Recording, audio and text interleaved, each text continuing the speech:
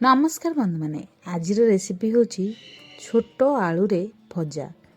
यह आपण पखाल भात सहित खाइले ना बहुत टेस्टी लगे।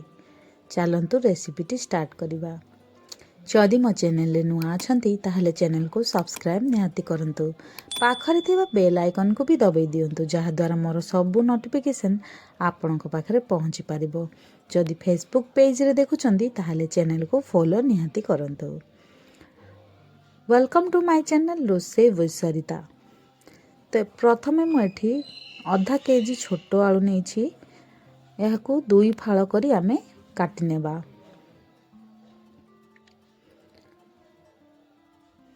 सबु आलू को आमे काटी नेबा। 3 ରୁ 4 थर भल से धोईकी गोटे प्रेशर कुकर रे यह को आमे पकई देबा। सेथिरे आधा चम्मच लूण देबा। गोटे ग्लास पानी दे यह को 2टी सीटी आसिला पर्यंत सिझे नेबा। तो एठी 2टी सीटी आसीगलानी ठंडा हेले बाहर करी नेबा। देखंतु एठी आलू भल से पूरा सिझी गलानी देखै नउची। तो प्रथमे कढ़ई किंबा गोटे पैन नेबा। पैन रे आमे 4 चम्मच सोरिष तेल देबा। आधा चम्मच सोरिष, गोटे चम्मच बिरी डाली, आधा चम्मच जीरा, 2टी कंचा लंका, अल्प किछि भुसंग पत्र यह को भल से ब्राउन हैला पर्यंत भाजी नेबा। सेथिरे 3टी बड़ साइज रो पियाज को पतला पतला करी काटी नेइतिली सेथिरे पकई देबा। यह को भी ब्राउन हैला पर्यंत फ्राई करी नेबा। एठी ब्राउन हेई आसिलानी सेथिरे गोटे चम्मच अदा रसुण रो पेस्ट ऐड करिबा।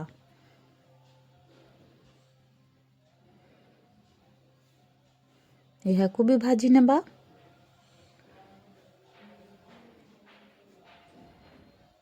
भाजी हैला परे सेथिरे आमे मसला ऐड करिबा। मसला रे मोठी आधा चम्मच हळदी गुंड, आधा चम्मच लंका गुंड, गोटे चम्मच धनिया गुंड, आधा चम्मच जीरा पाउडर यह को भल से भाजी नेबा।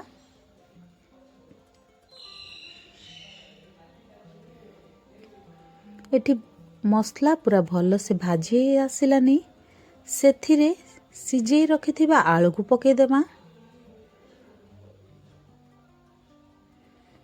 आलू को भी भल से मसला रे मिक्स करिकी गैस को मीडियम रखिकी भाजी नेबा। सेथिरे स्वाद अनुसार लूण देबा।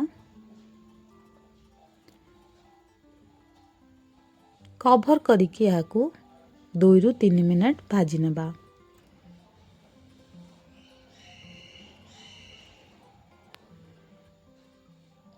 दो ରୁ 3 मिनट हो गलानी बाहर करी नहीं कि पुणी भाजी नेबा। सेथिरे अल्प किछि धनिया पत्र ऐड करिबा। आधा चम्मच एठी मु आमचूर पाउडर नहीं आपण यह जगह रे लेंबू भी ऐड कर परिबे। आधा चम्मच गरम मसला, धनिया पत्र को पकई की भल से मिक्स कर नेबा। गोटे मिनट पुणी कवर करिकी छाड़ी देबा।